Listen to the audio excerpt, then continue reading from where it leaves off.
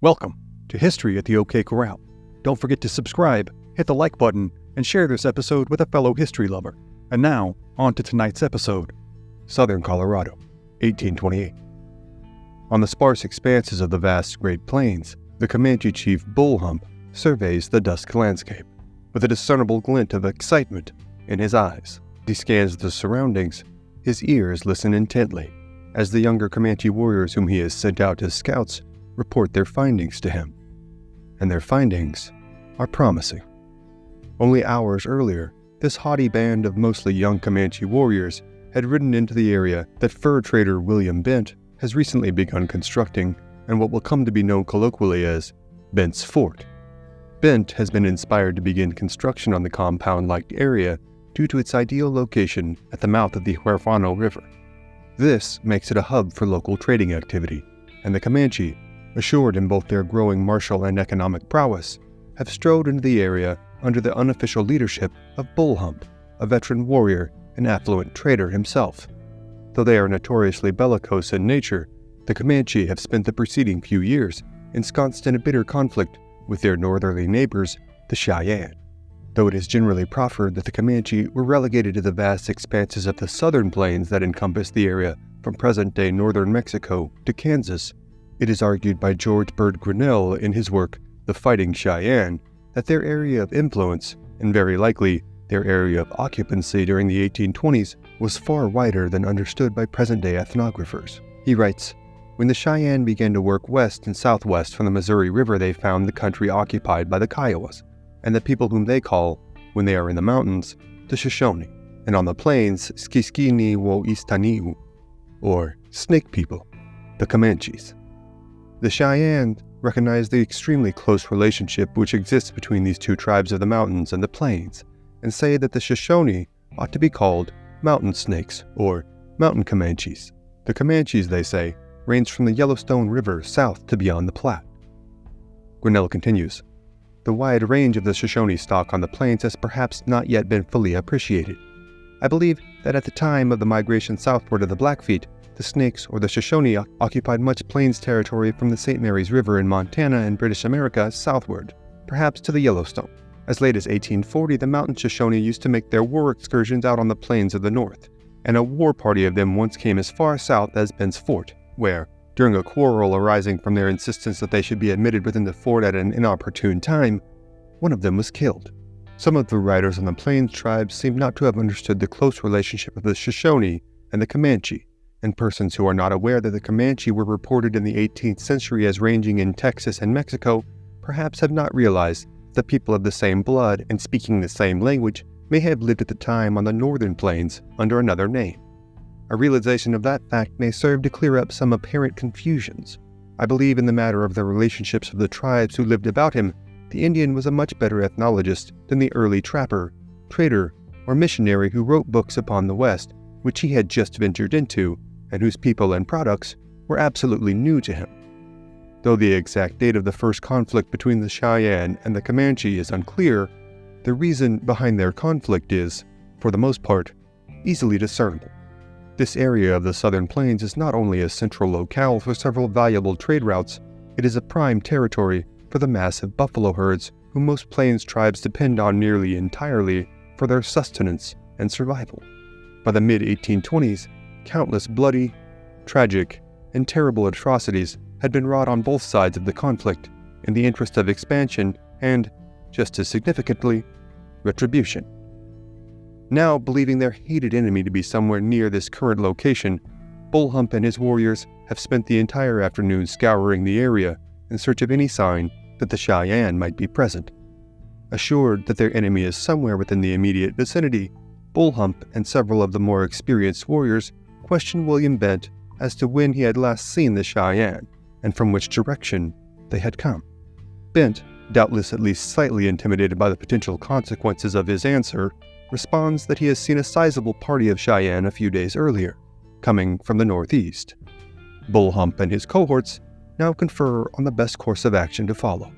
They all agree that the opportunity to execute a surprise raid on their hated enemy is one that is all but impassable. Not only is there the opportunity for blood debts to be settled, but the economic prize presented by the Cheyenne's sizable horse herd renders their village an irresistible target to the Comanche warriors. After the sun has finally set, a small group of scouts is sent out to determine the exact location of the Cheyenne village. Operating under the cover of darkness, the men soon return, reporting that the village lies only a few miles down the tributary of the Platte River known as Bijou Creek. The camp is too large to merit a head-on attack, a strategy that would lead to needless Comanche deaths. Thus, it is decided that their focus will be on absconding with the sizable horse herd the Cheyenne village has at its disposal. As alluded to in his work Empire of the Summer Moon, author S.C. Gwynn adroitly likens the theft of horses in the Old West to the act of stealing thousands of dollars from a modern-day ATM in one fell swoop. Their intentions now set, the full party of Comanche raiders moves out sometime after midnight, slipping silently across the prairie and creek beds until arriving at the Cheyenne village.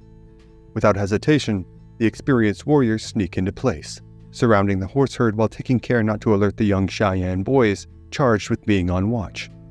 In short order, the air is filled with Comanche war whoops, and hundreds of frightened Cheyenne ponies now charge away from the village, their stampede being directed by strategically placed Comanche cutting off their potential escape routes. Soon, Bull Hump and his proud band of Comanche are themselves back in camp, now surrounded by their newly begotten horse herd, and assured that the Cheyenne, now all on foot, have no means with which to pursue them. But, unbeknownst to Bull Hump and his warriors, and to William Bent for that matter, the legendary Cheyenne chief, Yellow Wolf, has been away from the large village with a sizable contingent of young warriors.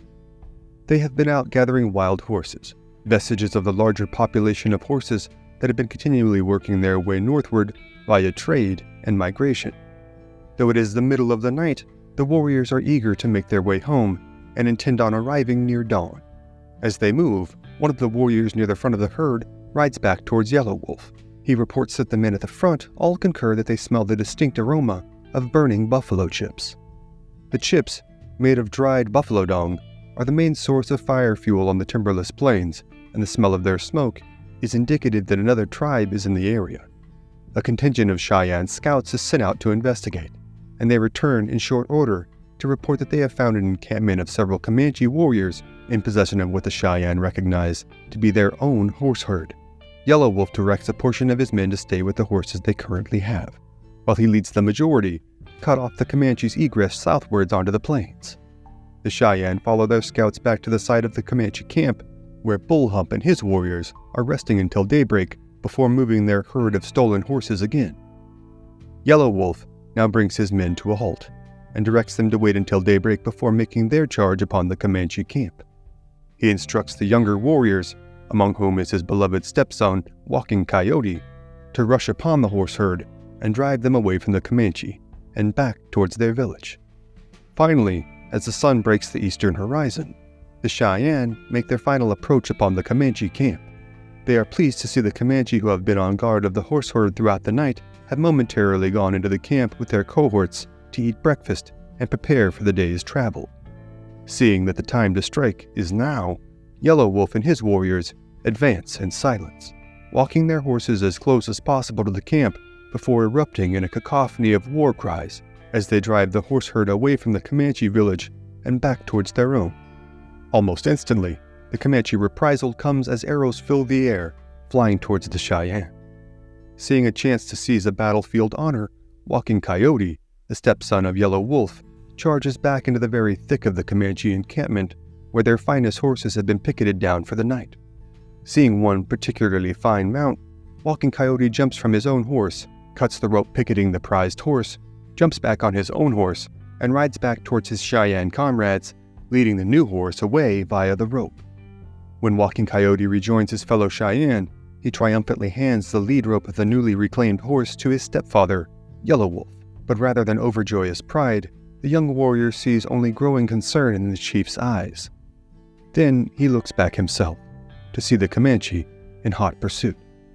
The Comanche, mounted on their finest horses, are now approaching at such speed that the Cheyenne are sure to be overtaken.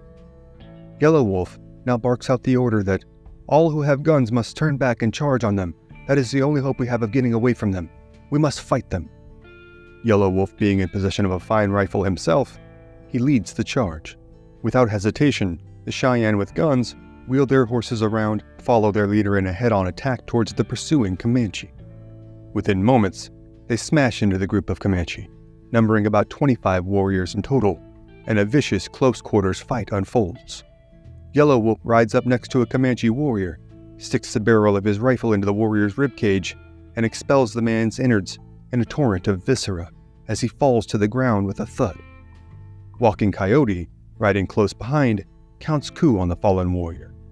As more Comanche begin to fall, a retreat is made, and the pursuing force returns to their cohorts at the main Comanche camp, from which a full retreat is made.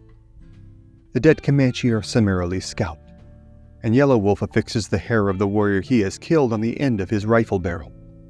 The Cheyenne ride back into their camp to the great surprise and adulation of their kinsmen, wives, and children. The Cheyenne camp, awash only hours before in hopelessness, is now a site of great revelry, as the people have gained back not only their stolen horses, but the newly gotten wild horses and the Comanche mounts as well. In 1840, a peace would be made between the Cheyenne and the Comanche, and Bull Hump would recall the raid and explain that he and his warriors had believed, quite rightly, the Cheyenne would be heading back to their camp, and seeing as how the Cheyenne camp was now a far more formidable target, they had chosen to fight another day. Such was the way of warfare on the plains, a highly mobile, fluid, and violent affair with battles that took place countless times throughout history, the vast majority of which have gone unrecorded. And while you can rest assured that there are many other accounts of intertribal warfare on the open plains, those, for tonight, are other stories for other times. Thank you for joining us on this episode of History at the OK Corral. Be sure to click the like button, share this episode with a friend, and become a subscriber. Also, if you'd like to support our work and gain early access to episodes, as well as ad-free viewing, you can become a member of this channel by clicking on the Join button or click the link in the description below to become a member on Patreon. Thank you again for watching, and we'll see you next time on History at the OK Corral, home of history's greatest shootouts and showdowns.